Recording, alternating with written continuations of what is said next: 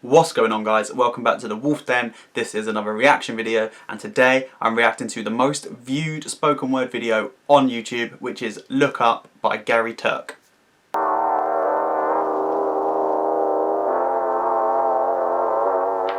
They told me do it like Kate does, gotta get them hyped up. Okay guys, welcome back. So before we jump in, some of you that have been here from the start will know that I'm a spoken word artist. I put out new spoken word videos every Sunday, so they'll be down there for you guys to go and check out. And actually, I haven't actually reacted to much spoken word on this channel before, even though it's probably the art form that I know the most about, which is strange. So I've decided to watch this by TURK. With spoken word, there's going to be so many different styles and things like that. There's not going to be anything to look out for specifically, but for me, I like to hear rhythm and wordplay. I like to hear big metaphors. I like to hear big messages, lines that resonate, and anything cool and interesting that people are doing in spoken word. So we're going to honest reactions. I'm going to stop it and talk about it when I feel like it's necessary to, and then at the end I'll give like an overall reaction. And yeah, let's just jump into this one. I'm not really sure what it's about. I'm not really sure the style, but let's see why it's got 61 million views.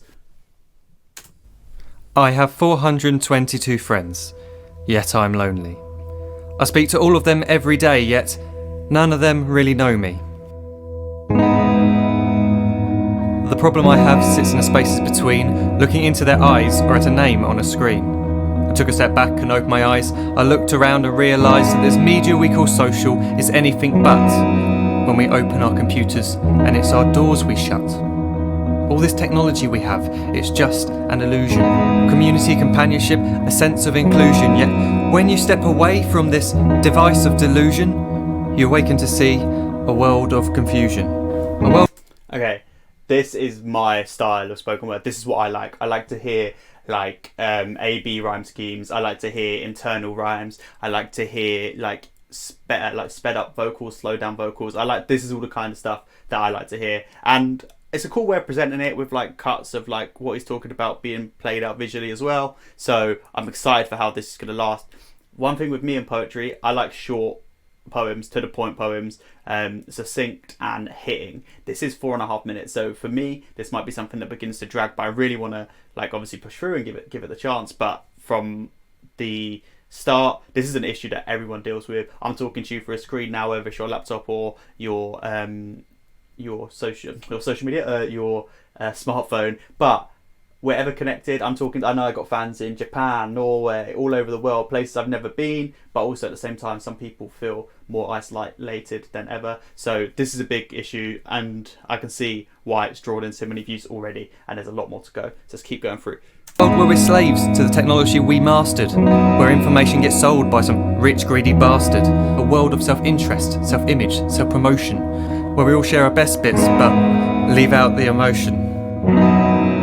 We're at our most happy with an experience we share, but is it the same if no one is there? Be there for your friends and they'll be there too, but no one will be if a group message will do. We edit and exaggerate, crave adulation. We pretend not to notice the social isolation. We put our words into order until our lives are glistening. We don't even know if anyone is listening. Being alone isn't the problem. Let me just emphasise, if you read a book, paint a picture, or do some exercise, you're being productive and present, not reserved and recluse. You're being awake and attentive and putting your time to good use. So when you're in public and you start to feel alone, put your hands behind your head, step away from the phone. You don't need to stare at your menu or at your contact list. Just talk to one another. The music isn't working for me. I don't like the music. I think it's too loud in comparison to the voice. And I think with poetry like this, with spoken word like this, I think present it as spoken word. I think when you bring music into it, you need to present it as music and spoken word, so you need to make them work. This is just a poem over a beat. This isn't a poem that's been written for the beat, and it's not a beat that's been made for the poem, so it doesn't flow massively. And I know why people use music, because it makes it more palatable, it dilutes it. A lot of people say, oh, I don't like poetry. Well, actually you do, because you like hip-hop, you like rock music, that's poetry. It's just presented in a different form. And so what people say when they say is, I don't like poetry, usually they say, I don't have the attention span to listen to someone just talking. But once you put some music behind it, then it becomes more palatable. People listen to it. This music's too loud and it doesn't fit what he's trying to do. I really like the poem. I really like the presentation. I really like the rhyme scheme. I really like the way he's hitting the beats. And I love the reason I love rhyming poetry, and the reason I strive to always do rhyming poetry, is because there's a very finite pool of words that you can use to make things rhyme. And when you run out of those words, you have to then swap and find ways to make the concepts fit and then rhyme again with a new word and then to kick it off. And so there's a finite pool of words that you need to pull from to make a coherent story. And therefore, that's why I love rhyming poetry. A lot of people go, oh, rhyming poetry, it's kind of the worst part of the art form. It's the kind of like the lowest common denominator. But actually, it's easy to use any word you want to go into your sequence to make your point across. It's harder to tell your story by making every single word hit a rhyming beat. So that's just a little bit on that. Why I love this kind of spoken word. I'm not loving the music, but I'm loving the message and I'm loving the poetry. But let's keep pushing. Learn to coexist. I can't stand to hear the silence of a busy commuter train where no one wants to talk through the fear of looking insane. We're becoming unsocial. It no longer satisfies to engage with one another and look into someone's eyes. We're surrounded by children who, since they were born, have watched us living like robots and think it's the norm. It's not very likely you'll make world's greatest dad if you can't entertain a child without using an iPad. When I was a child, I'd never be home. Be out with my friends on our bikes, we would roam. I'd wear holes in my trainers and graze up my knees. We'd build our own clubhouse high up in the trees. Now the park's so quiet it gives me a chill. See no children outside and the swings hanging still. There's no skipping, no hopscotch, no church and no steeple. We're a generation of idiots, smartphones and dumb people. So look up from your phone, shut down the display. Take in your surroundings, make the most of today. Just one real connection is all it can take to show you the difference that being there can make. Be there in the moment that she gives you the look that you remember forever as when love overtook. The time she first holds your hand or first kiss your lips. The time you first disagree but still love her to bits. The time you don't have to tell hundreds of what you've just done because you want to share this moment with just this one. The time you'll sell your computer so you can buy a ring for the girl of your dreams who is now the real thing. The time you want to start a family, and the moment when you first hold your little girl and get to fall in love again. The time she keeps you up at night and all you want is rest, and the time you wipe away the tears as your baby flees the nest. This is a different poem to the first one. That's why this is exactly what I was talking about. I knew I was gonna lose it with this piece because it's so long. The first poem was about society being a society of people stuck on their phones, right? So like technology isn't inherently evil, and we as people often use technology for the wrong things, or we become like less mindful of those around us. And that was very accusatory, but I expected that it was going to switch sort of halfway through and go from like, because it was very like, you people are stupid and technology is ruling your life. I thought he was going to switch it and be like, yeah, look, this is my experience. And he was going to talk about himself and then be like, I'm part of it, here it is. But actually now this has gone from being about society to being about a specific person and his wife, and him getting off his phone or selling his phone so you can buy an engagement ring. And like, I don't know, maybe he's going to bring it all back around to that central point, but he's already spoken about the point and it was very well put across. So when it came to that bit which would have been the bridge and then chorus in the music, because it went boom, boom, boom, and he really hit the nail on the head with his message. And I was like, okay, this is the logical point to close this poem. Or now the next bit either completely contrasts your first point, because it was very accusatory, but there was no solutions. There was no, this is how we deal with the problem. It's like, this is the problem. Yeah, that's an observation. Got it. But I thought he was going to now then bring it around and be like, but this is how to stop it. And actually it's become a case study of some bloke and his missus. Maybe I missed the point. I don't know. There's still 1.5 minutes, so maybe it is going to all come back and wrap around. But this is very separate. This feels like a second part instead of the piece. Maybe, I don't know. Let's keep going. The time your baby girl returns with a boy for you to hold, and the time he calls you granddad and makes you feel real old.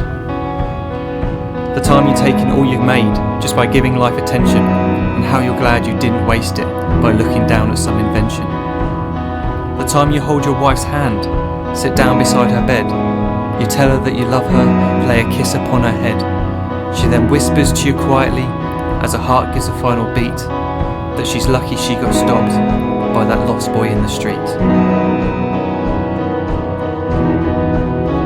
Wait, so this guy didn't have a phone, so he needed directions, and then he asked this woman, and then he married her, and because he didn't have a phone, and he was a technophobe all his life, he somehow had a better life than someone who had a mobile phone and a computer. That I'm playing devil's advocate, I'm being purposefully facetious, but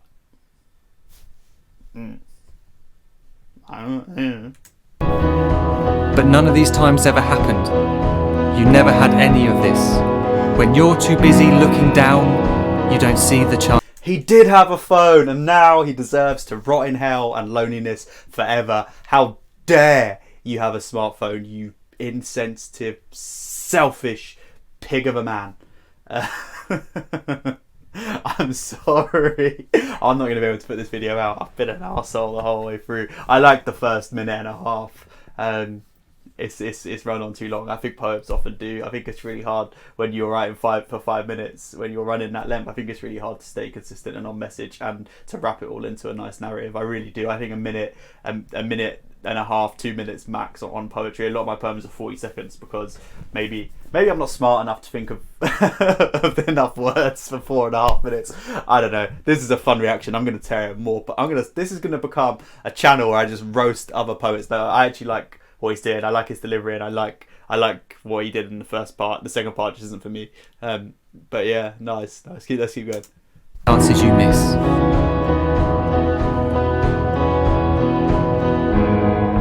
So look up from your phone, shut down those displays. We have a finite existence, a set number of days. Don't waste your life getting caught in the net, as when the end comes, nothing's worse than regret. I am guilty too of being part of this machine, this digital world we are heard but not seen, where we type as we talk and we read as we chat, where we spend hours together without making eye contact. So don't give in to a life where you follow the hype. Give people your love, don't give them your like. Disconnect from the need to be heard and defined. Go out into the world, leave distractions behind. Look up from your phone, shut down that display. Stop watching this video, live life the real way. Okay, I actually like that last part. That last minute was great, and that's what he should have said after that, because it was like, look up from your phone, put down the display, and then he went into this whole thing about some bloke's life. That last minute could have just been shifted and lost that other bit, and that would have been nice. It would have been a nice complete piece. I like it, and I like that I said that he needs to come back and say, like, this is my experience of it. It's not just you're stupid and you own a phone, so therefore you're an arsehole. So I'm there for that. Maybe I'm missing a point. I don't know, but like, I don't think phones are evil. I don't think social media is evil. Because of phones, I get to see my nephew every day, you know, and I don't usually get that because he lives 60 miles away. I can't do that. I can't go there, but my phone makes that possible. My laptop means I can talk to thousands of people across the internet and share my views and opinions on stuff, and people can tell me to look at things, and I can discover new stuff. So I don't think phones are necessarily evil. I liked the message at the start. It was about being more mindful of using your tech, and when you are together, making sure those real connections mean more than the electronic ones. But it lost its way. Halfway through it lost its way, and the message was somewhat lost, and by the end also the message was somewhat lost. But I can see why it's attracted a lot of views, definitely, and I think it was well written. I really like the rhyming, and I really like the presentation, and I like the performance, and I can see why people would watch this, because people do feel like phones are the problem, and it isn't necessarily that. But we're not going to solve that here on this YouTube channel that you're probably watching on your phone or your laptop. Keep using them, and use your phone, laptop, computer to subscribe to the Wolf Den for more interesting reactions. I'm sorry, this has been really fun for me though. I'm having a great time. I've probably spoken way too much, so I'm going to draw a line under this. This was cool. Put more spoken word poetry down below for me to check out. I promise I won't rip them all apart, but I will be honest. And I will definitely tell you if I like stuff, where I don't like stuff, where I think things can be improved. And yeah, and check out my spoken word. Love it. Don't react to it and rip me apart, because literally that's my biggest fear. I just need acceptance. So, okay, like, comment, subscribe, all of that stuff. Check out my spoken word Sunday sessions down below, and I will do more spoken word reactions, all that kind of stuff. So, peace.